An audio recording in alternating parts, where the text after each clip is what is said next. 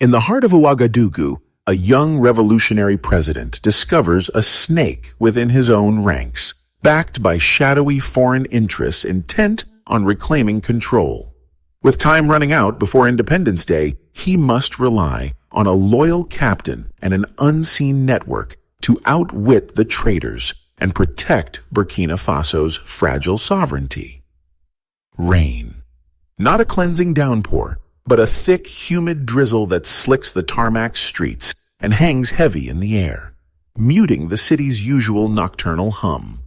Streetlights cast long, distorted reflections on the wet pavement. The silence isn't peaceful. It's expectant, coiled. The grandeur of the office, polished mahogany, national flags standing sentinel, portraits of past leaders staring impassively, feels suffocating tonight. President Ibrahim Traore, younger than most men who have occupied this seat, stands not behind the imposing desk, but by the tall window, gazing out at the rain-streaked darkness. He's shed his formal uniform jacket, sleeves of his khaki shirt rolled up. His face, usually animated with revolutionary fervor, is etched with weariness, but his eyes are sharp, restless. He hasn't slept properly in days. The air conditioning hums, a low mechanical counterpoint to the whisper of rain. He doesn't need caffeine. Adrenaline, cold and sharp, floods his system. Something is fundamentally wrong. The forced smiles in the council meetings, the overly effusive praise from certain generals, the sudden unexplained static on secure communication lines. Small dissonances building into a discordant symphony of unease. A soft knock. His aide, Amadou, enters, looking hesitant. "Mr. President, this arrived. No markings." Amadou places a small plain manila envelope on the corner of the desk. It's damp from the rain. No sender, no address, no official seal, just the weight of implication. Traoré picks it up. His fingers trace the faint outline of something thin inside. He tears it open carefully. Inside, a single sheet of cheap lined paper, folded twice. Scrawled in urgent, almost frantic block letters are 4 words. Be careful. It's inside. Below that, a list. Names. Military personnel. Some are peripheral figures, commanders in distant regions.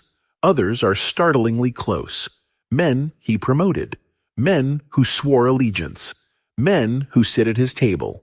His gut clenches. This isn't political maneuvering. This is a viper coiled in his own house. The rain has stopped. The first hints of gray light filter through the clouds. Steam rises from the tarmac. Early vendors set up their stalls, the smell of charcoal fires and brewing coffee starting to cut through the damp air. Life stirs, oblivious. Sunlight streams through the window, but the mood is somber. Traoré sits opposite Captain Naba Zongo. Zongo is young, like Traoré, with watchful eyes and an air of quiet intensity. He's the officer whose sharp instincts uncovered a low-level espionage ring months prior, earning Traoré's trust. "Zongo," Traoré begins, his voice low, devoid of preamble. He slides the folded paper across the polished table. "This arrived last night." Zongo unfolds it, scans the names. His eyes widen almost imperceptibly. His knuckles whiten as he grips the paper. He looks up, meeting Traoré's gaze. Understanding passes between them wordlessly. "I need you again," Traoré continues. "Absolute discretion, no official channels, no comms unless absolutely necessary, and even then, use burner phones, coded language. Trust no one whose name isn't cleared by me personally. Not your superiors, not your closest comrades. Some of them," he gestures towards the list, "might be compromised." "Yes, Mr. President." Zongo's voice is steady, a rock in the churning sea of uncertainty. "These names," Traoré taps the list. "Observe. Don't engage. Don't confront. Blend in. Become wallpaper. I need patterns, meetings, unusual activity. Who are they talking to, especially anyone foreign-looking?" Traoré lets the implication hang in the air. He suspects, but needs proof. The old colonial power, France, chafed under his assertive independence, his cancellation of lopsided contracts, his pivot towards new alliances. Whispers of their displeasure were common. And the Americans? They played a longer game, always watching, always calculating regional stability versus influence. "We're navigating a minefield, Zongo," Traore says, leaning forward, "and I suspect the detonator is hidden deeper than this list suggests. If you find anything concrete, anything actionable, report directly to me, in person, day or night. Bypass everyone." Zongo gives a crisp, almost imperceptible nod, folding the list carefully and tucking it inside his uniform tunic. "Consider it done, sir." "This isn't politics anymore, Captain," Traore adds, his eyes hardening. "This is survival, the nation's survival." Zongo melts into the city's shadows. His crisp uniform is replaced by the worn jeans and loose shirt of a laborer, the faded jersey of a football fan, the simple boo-boo of a market trader. He utilizes safe houses established during the previous espionage investigation, dusty back rooms, anonymous apartments borrowed from trusted civilian contacts. He moves like a phantom, his senses on high alert. The city he protects feels alien, hostile. Every familiar face is a potential threat.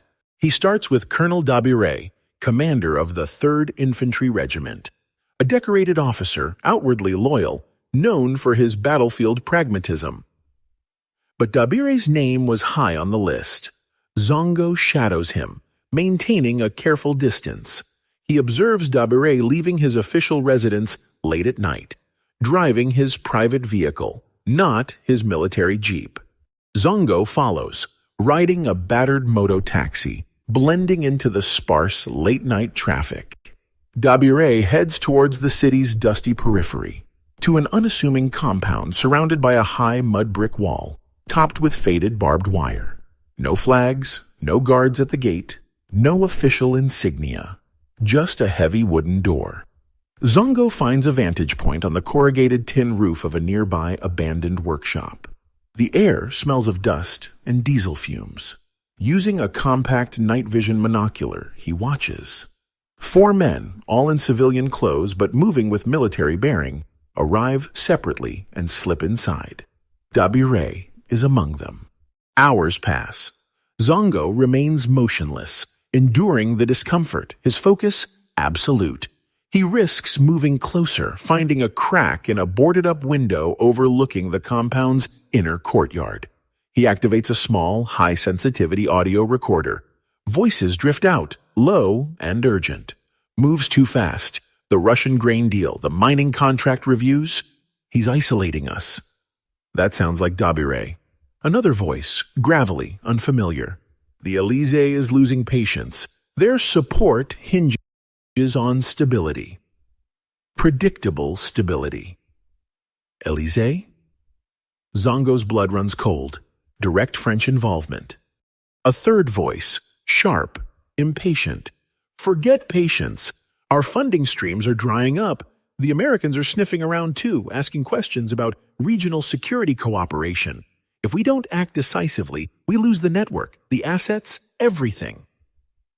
Americans? This is bigger, more complex than he imagined. Dabire again. Then the timeline moves up, before the Independence Day parade. A swift, clean strike during the night rehearsals. Secure the palace, radio station, airport. Neutralize Traore. Announce a transitional council. General Serre. The name hangs in the air. Heavy. Unbelievable. General Yakuba Serre? Traore's right hand? The celebrated hero? Serre is ready to step in. He has the public trust. Paris will recognize him immediately. Washington will accept it as a fait accompli for stability's sake. Order will be restored. The old partnerships renewed. Zongo feels sick. It's a full-blown coup, orchestrated from within, blessed by foreign powers. He carefully retreats, clutching the recorder, the digital photos stored on his burner phone, damning evidence. Traore is on the balcony again, watching the first tentative rays of dawn paint the sky. The city below is still mostly asleep. Zongo appears at the doorway, foregoing protocol, his face grim, exhaustion clinging to him like the night's humidity. He carries a worn canvas satchel. "Mr. President." Zongo steps forward, places the recorder and phone on the desk. "It's confirmed. Worse than we thought." He recounts the meeting, the names, the mention of General Serre, the chilling references to Paris and Washington. Traore listens impassively, but a muscle twitches in his jaw. He picks up the phone, scrolls through the blurry night vision photos of the men entering the compound. He plays back the audio, the conspiratorial whispers filling the dawn stillness. The betrayal cuts deep. Serre's name a physical blow. The man who stood beside him on the balcony after the uprising, fist raised to the cheering crowds. He looks up, his eyes meeting Zongo's. There's no panic, only cold resolve.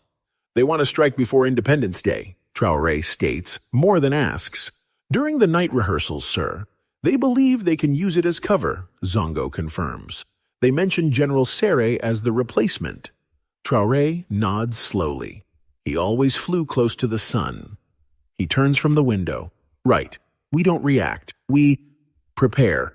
We let them walk deeper into the trap." Dust motes dance in the beams of sunlight, slicing through cracks in the concrete walls. The air is thick with the smell of decay and old maps. This place, a relic from a previous regime, is off every official grid. Traore stands before a scarred wooden table. Around him, a tight circle of 5 men. His most trusted military loyalists. Men whose loyalty is proven beyond doubt, none of whom were on the list. No aides, no guards who weren't handpicked for this specific task force. Phones were left miles away. Traore lays out Zongo's photos, the transcript of the recording. "This is what we face," he says, his voice echoing slightly in the cavernous room. "Treason. From men who wore the uniform with honor, or so we thought. Men funded and encouraged by powers who preached democracy while practicing manipulation." One of the older officers, General Bambara, slams his fist on the table. "Arrest them now! Serre, Dabire, all of them! A public trial!" "No," Traore counters firmly. "We arrest them now, we catch the pawns. The handlers, both domestic and foreign, slip away. Serre might be the face they chose, Dabire the muscle, but who is coordinating? Who connects them to Paris? Who is managing the American observation?" Zongo steps forward. "Sir, during my surveillance, I observed Dabire meeting twice with a European man. Mid-50s, expensive suit, careful demeanor, never stayed long, always arrived in a non-diplomatic vehicle." "Get me eyes on this European," Traore orders. "Discreetly. I want to know who he is, who he reports to." He looks around the table. Serre is ambitious, Dabire is brutal. But this level of coordination, this stinks of foreign intelligence. We let them commit. We let them think they are succeeding. We gather irrefutable proof, not just of the coup, but of the hands pulling the strings. His eyes narrow. We let the snake expose its head fully before we strike. Traore maintains his public schedule, shaking hands at a market opening, inspecting troops for the upcoming parade, smiling for cameras. But his eyes constantly scan the periphery. Traore in secret meetings with loyal commanders, poring over maps, identifying key infrastructure, radio/TV station, airport, main barracks, Serre's known command posts. Plans are drawn. Troops loyal to him are subtly repositioned under the guise of parade preparations. Zongo, in another disguise, observes the European man, identified via discreet checks as Jean-Luc Dubois, a known French DGSE operative officially listed as a cultural attaché, meeting briefly with Colonel Dabire. A thick envelope passes hands under the table. Zongo captures it on video from across the street. Anna Miller, a sharp CIA analyst, stares at intercepted SIGINT, signals intelligence, reports on her monitor. increased chatter between known French assets and Burkina military figures, unconfirmed reports of troop movements. She flags it for her station chief. "Something's brewing, sir. Looks like the French might be backing a play against Traoré. Risk of destabilization is high." Her orders: monitor, assess. Do not intervene unless American interests are directly threatened. They prefer Traoré's instability to French puppetry, but won't stick their necks out yet. Zongo overhears another plotter meeting. Once Traoré is gone, the French contracts will be reinstated. The Americans will be satisfied with Serre maintaining counter-terror ops.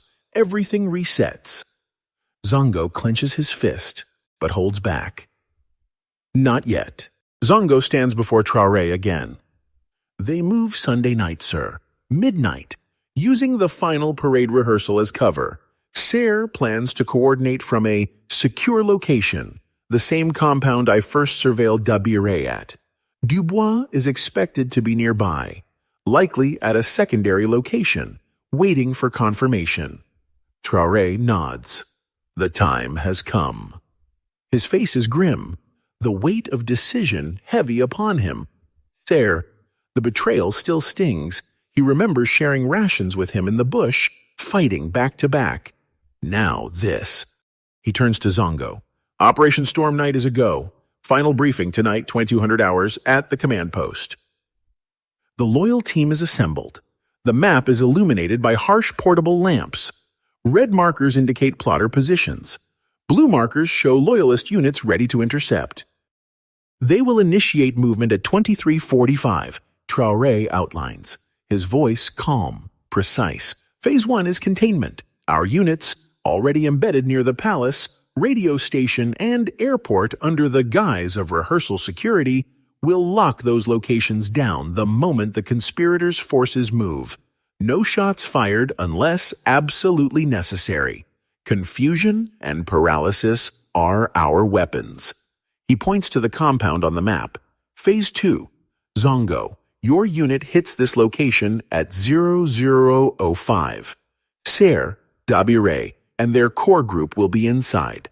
I want them alive. This cannot look like an assassination or a rival faction's power grab. This must be seen for what it is, arresting traitors. He looks at each man. Speed, silence, precision. Burkina Faso must wake up to peace, unaware of the storm that passed in the night. We cut the head off the snake before it can strike, and we capture the evidence of foreign interference. Zongo nods. We have tactical surveillance on Dubois's suspected location as well. A separate team is ready to document his presence, perhaps even detain him if feasible, but the primary objective is Serre's group. Traoré considers this. Document Dubois. Do not detain unless he directly interferes or poses an immediate threat. Capturing a French agent escalates this beyond our current capacity to manage publicly. Proof of his involvement near the scene is enough for now. Let Paris sweat. 2347. Under the guise of the rehearsal, trucks carrying soldiers loyal to Serre rumble towards the presidential palace. They find the access roads unexpectedly blocked by routine security checkpoints manned by Traoré's hand-picked presidential guard units. Radio channels crackle with confused orders from the coup plotters' junior officers. 2355. Similar scenes unfold near the national radio station and the airport. Loyalist troops, seemingly part of the rehearsal security, politely but firmly deny access to the incoming plotter units. The element of surprise is lost. Panic begins to ripple through the conspirators' ranks. 0008. Serre, Dabiré, and 3 other high-ranking officers pace nervously around a table, maps spread out. Their phones buzz with reports of blocked movements. What's happening? Why are they being stopped? Dabiré demands. Serre's face is pale, sweat beading on his forehead. The confidence is gone, replaced by dawning horror. Suddenly, explosions breach the compound gates and doors simultaneously. Smoke fills the air. Figures in black tactical gear pour in, weapons raised, laser sights cutting through the haze. Police, hands up, down on your knees! Zongo's voice rings out, amplified. Dabire instinctively reaches for his sidearm but is tackled brutally to the ground. The other officers freeze. Sere slowly raises his hands, disbelief and despair etched on his face. He locks eyes with Zongo. "You," Sere whispers, voice hoarse, "the president's shadow." "No, General," Zongo replies, his voice cold iron. "I was the mirror. You betrayed yourself and your country." His men efficiently secure the prisoners and begin collecting evidence, documents, phones, laptops. A nondescript villa miles away. Dubois paces, checking his encrypted phone. No confirmation signal, only silence. He glances out the window, sees a car parked down the street that wasn't there before. He feels a prickle of unease. He makes a quick call. "Abort contingency extraction, situation compromised. Moving to exfil point Delta." He grabs a go bag and slips out the back. Zongo's surveillance team logs his departure time and direction, but doesn't intercept, following Traoré's orders. Miller watches the unfolding events on her monitors. Troop movements halting. Key locations secured by loyalists. Reports of arrests at the conspirators' HQ. "Looks like Traoré preempted them," she reports to her station chief. "Cleanly done. The French play failed. Sere is likely compromised." The assessment. Traoré has consolidated power, potential for immediate instability lowered, but long-term relationship with France likely shattered. A new dynamic emerges. The city wakes peacefully. The sun rises. Markets open. Children head to school. There's no sign of the night's failed revolution. Traoré enters, not in a suit, but in his crisp military uniform, medals gleaming softly. His face is composed, serious. The room is packed with local and international press, buzzing with speculation after vague overnight rumors. Cameras flash. He steps to the podium. Silence falls. "My fellow citizens, members of the press," he begins, his voice steady, resonant. "Last night, forces acting against the interests of the Burkina people attempted to seize power and derail our path towards true sovereignty." A collective gasp ripples through the room. "This was not an external attack," he continues, his gaze sweeping the room.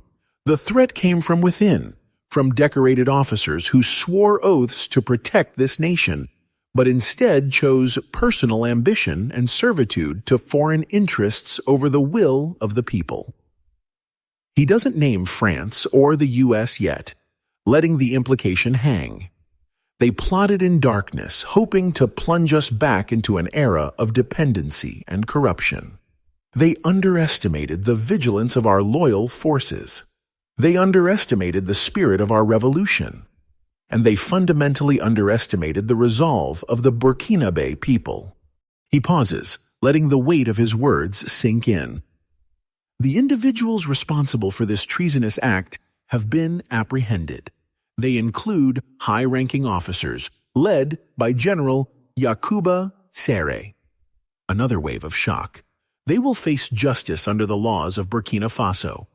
We seek not vengeance, but accountability. We must protect the integrity of our nation. His voice rises slightly, filled with conviction. Let this be clear. Burkina Faso is not for sale. Our resources, our future, our dignity, they belong to the people. We will not bow to external pressure, nor will we tolerate betrayal from within. The roots of this nation are embedded in its people, and you cannot kill a tree with such roots. Traoré sits with Zongo. The adrenaline has faded, leaving bone-deep weariness. Files detailing the arrests and preliminary interrogations are spread out. "There's one more piece, Mr. President," Zongo says quietly, placing a single, sealed file before Traoré. The initial tip-off, the list in the envelope. It wasn't anonymous. Traoré raises an eyebrow. "Sergeant Karim Sawado, 3rd Infantry Regiment, one of Dabire's men," Zongo explains. "He was approached early on, promised money, a new life in Europe. He played along, gathered information, recorded conversations, but his conscience wouldn't let him go through with it. He feared coming forward officially. So he risked everything to get that list to you anonymously, then fed me crucial details through deniable channels during my investigation. He confirmed Serre's leadership and the final timing. Traoré stares at the file, then looks at Zongo. He believed in Paris's promises, but chose Ouagadougou's hardship. He said, Zongo recalls, I believe in Traoré's vision more than I believe in a villa in Nice. He knew the risks. Traoré nods slowly. Bring Sergeant Sawado to me. Unofficial entrance, tonight. Sergeant Karim Sawado stands stiffly, nervously, before the president. He's young, unassuming, clearly overwhelmed. Traoré steps around the desk, approaches him not as a president to a sergeant, but as one soldier to another. He places a hand gently on Sawado's shoulder. Sergeant, Traoré says, his voice soft but firm. You had every reason to stay silent, to take the bribe, to save yourself. You chose loyalty, not to me personally, but to the idea of an independent Burkina Faso. That required immense courage. Sawado looks down, then meets the president's eyes, finding his voice. You said once, sir, the fight is for the loyal ones, not the loud ones. I couldn't stand by. Traoré smiles faintly. Your quiet loyalty spoke louder than any traitor's shout. He picks up a small box from his desk, opens it, revealing new insignia, a promotion. You are no longer a hidden soldier, Karim Sawado. You are a recognized protector of this republic. Your courage will be rewarded, and your story, when the time is right, will inspire others. Sawado salutes, tears welling in his eyes, a mix of relief and pride. The room is tense. The remaining senior military leadership, along with newly appointed loyalist commanders, are assembled. Traoré stands before them, radiating authority. The recent events have exposed deep rot, Traoré declares, his voice echoing in the formal chamber. Corruption, complacency, and allegiance to foreign masters rather than our own people. General Serre and Colonel Dabere were not isolated incidents. They were symptoms of a disease. He slams a thick document onto the council table. This ends now. I am initiating a full reform of the security sector. Transparency will be paramount. Military budgets and procurement contracts will be subject to civilian oversight. Promotions based solely on merit and proven loyalty to Burkina Faso. A new mandatory ethics code emphasizing national sovereignty above all else. He looks pointedly at some of the older, uneasy faces. We have confirmed extensive involvement by elements linked to the French government in supporting the coup attempt. Communications intercepts, financial trails, eyewitness accounts of agents like Jean-Luc Dubois meeting with the plotters. Their denials ring hollow. He pauses. We also note the passive observation by American intelligence. While not directly complicit, their inaction in warning a sovereign partner nation about a plot backed by a rival power speaks volumes about their priorities. He leans forward. Any officer found maintaining unauthorized contact with foreign intelligence services will face immediate dismissal and potential treason charges. Your loyalty belongs here, he thumps his chest, to the people of Burkina Faso. If anyone finds these terms unacceptable, the door is open. You can seek employment with your foreign sponsors. But within these borders, under this flag, we serve only our nation. Silence. Then, one by one, the newly appointed officers voice their assent. A few older figures look shaken but remain silent, unwilling to challenge him openly. The shift in power is palpable.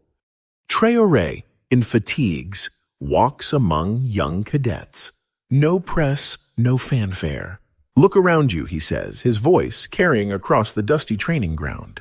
Your brothers and sisters, your loyalty is to them, to the soil beneath your feet, to the flag above your head.